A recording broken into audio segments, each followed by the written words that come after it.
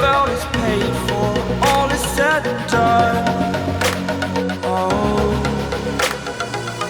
I am restricted, fixed upon the web. I need to kick the habit that my mind is breathing in. Break out, I've got. Hello বন্ধুরা, কেমন আছো তোমরা? আজকে আমি এসেছি chicken কোরমার recipe নিয়ে। তার জন্য এখানে আমি 500 গ্রাম চিকেন নিয়ে নিয়েছি। চিকেনটা আমি আগে থাকতে ধুয়ে পরিষ্কার করে পানি ঝরিয়ে রেখে দিয়েছিলাম। এখন আমি এর মধ্যে 2 চামচ মতন টক দই মাখিয়ে নিচ্ছি। এতে আর কোনো মশলা দেবো না, শুধু টক দইটাই মাখিয়ে রেখে দেবো। এখন আমি দইটাকে চিকেনের সঙ্গে ভালো করে মাখিয়ে নিচ্ছি। এটা আর অন্য কোনো মশলা দেবো না, এটা শুধু চিকেনটা দইয়ের সঙ্গে ভালো করে মাখিয়ে কিছুক্ষণের জন্য রেখে দিচ্ছি।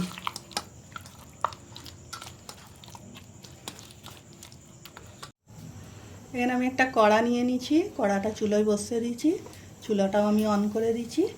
এখন কড়ার মধ্যে আমি 2 চামচ মতো সাদা তেল দিয়ে দিচ্ছি।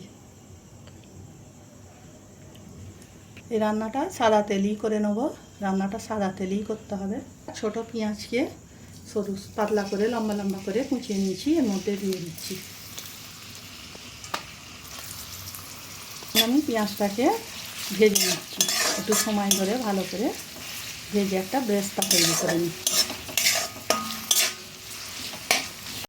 পেঁয়াজটা আমার ভালো করে লালচে করে ভাজা হয়ে গেছে, এখন আমি এটাকে তুলে নিচ্ছি।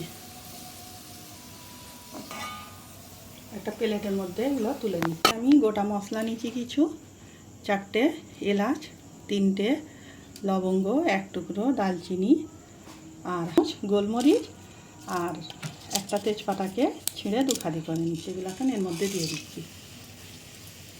একটু ভেজে নিচ্ছি। এখানে 2টো পেঁয়াজকে আমি বেটে নিয়েছি, এর মধ্যে দিয়ে দিচ্ছি। আর এখানে আমি পেঁয়াজটাকে তেলের সঙ্গে ভালো করে ভেজে নিচ্ছি।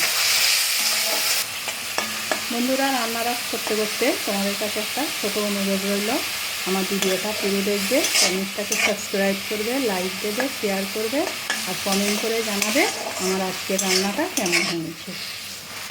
তাহলে এটাকে আমি এখন ভালো করে একটু ভেজে নিচ্ছি। পেঁয়াজটা আমার মোটামুটি ভাজা হয়ে গেছে, এখন আমি এর মধ্যে দিয়ে দিচ্ছি 1 চামচ আদা রসুন বাটা। আদা রসুনটাকেও পেঁয়াজের সঙ্গে ভালো করে একটু ভেজে নেব। আদা রসুনটা আমার পেঁয়াজের সঙ্গে মেশানো হয়ে গেছে, এখন আমি এর মধ্যে কিছু মশলা দিয়ে দেবো। 1/2 চামচেরও কম লঙ্কা, 1/2 চামচ ধনে, 1/2 চামচ জিরে। মশলাগুলোকে আমি ভালো করে পেঁয়াজের সঙ্গে মিশিয়ে নিচ্ছি। মশলা মেশাবার সময় চুলার আঁচটা কিন্তু কম রাখতে হবে। মশলাগুলো আমার মেশানো হয়ে গেছে, এখন এর মধ্যে চিকেনটা দই মাখিয়ে রেখেছিলাম এর মধ্যে দিয়ে দিচ্ছি। মশলার সঙ্গে চিকেনটাকে ভালো করে মিশিয়ে নিচ্ছি। চিকেনটা মেশাবার সময় চুলার আঁচটা একদম জোর দিতে হবে, কেন চিকেন থেকে অনেক পানি বেরোবে। আঁচটা কম থাকলে চিকেনটা ছেড়ে যাবে।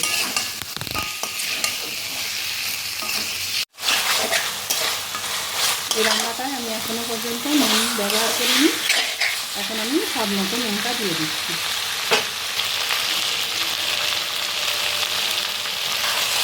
ভালো করে একটু কষিয়ে নিচ্ছি তাকে। চিকেনটা আমার কষানো হয়ে গেছে, এখন এর মধ্যে আমি দিয়ে দিচ্ছি 1/2 চামচ কাশ্মীরি লঙ্কা কালারের জন্য। এর মধ্যে হলুদের ব্যবহার করব না, কাশ্মীরি লঙ্কাটা দেওয়ার পর একটু নাড়াচাড়া করে নিয়ে এর মধ্যে দিয়ে দিচ্ছি কাজু বাদাম আর চালমগজ, আমি আগে থাকতেই বেটে রেখেছিলাম, এটা দিয়ে দিচ্ছি। ডিবেটা ধুয়ে পানিটার মধ্যে দিয়ে দিচ্ছি। এখন এটাকে ভালো করে এর সঙ্গে মিশিয়ে নিচ্ছি।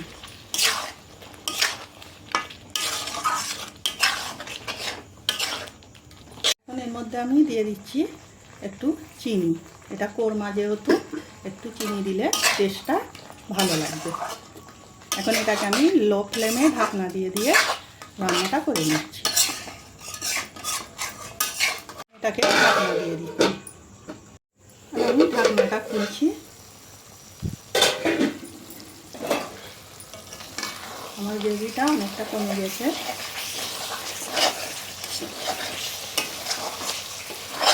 এখন আমি এর মধ্যে দিয়ে দিচ্ছি অল্প একটু দুধ। কোরমায় দুধের ব্যবহারটা করাই ভালো। এটাকে ভালো করে নিয়ে নিচ্ছি, নিয়ে ঢাকনা দিয়ে আরও একবার আমি এটাকে রান্না করে নিচ্ছি। এখন আমি ঢাকনাটা খুলে দেখছি।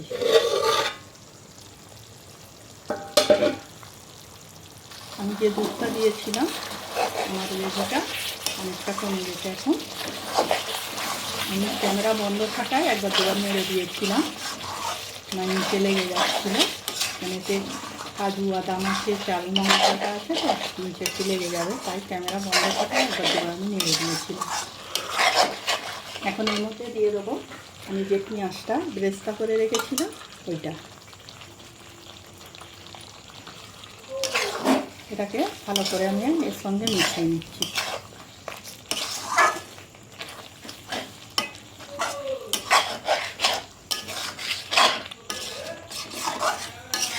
এটাকে আমি এখনও একবার ঢাকনা দিয়ে লো আঁচে আর একটু এটাকে হতে দেবো। এখন আমি ঢাকনাটা খুলে দেখছি। দেখো আমার গ্রেভিটা পুরো কমে গিয়েছে, তেলটাও দাঁড়িয়ে গিয়েছে। আর এই রান্নাটা আমার একটু মাখো মাখোই হবে।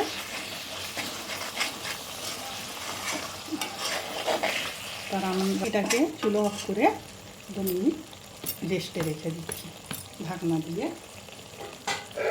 ঢাকনাটা দিয়ে দিচ্ছি, চুলোটাও অফ করে দিয়ে 2 মিনিট রেস্টে রেখে দিই। এখানে আমার 2 মিনিট হয়ে গেছে। আমি এখন তোমাদের ঢাকনাটা খুলে দেখাচ্ছি।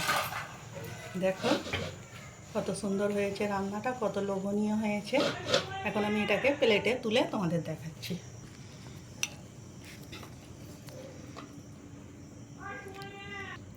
তুলুন এখন না।